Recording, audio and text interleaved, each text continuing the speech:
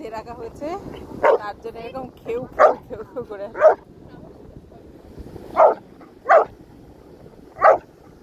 দিদির সাথে কি ঝগড়া? ও বাবা, সবার সাথে ঝগড়া করছে, সবার সাথে ঝগড়া করছে। ও এখন সমুদ্রে যাবে স্নান করতে।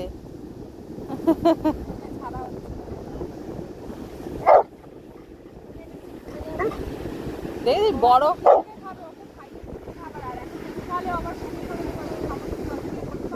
এখন ট্রিট দিলেই বাকি না দিলেই কি, ও তো এখন সমুদ্রে যাওয়ার জন্য চিৎকার করছে।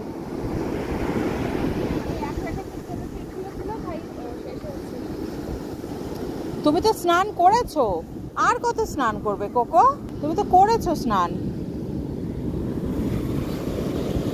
কোকো, তুমি তো স্নান করেছো বাবা, আর কত?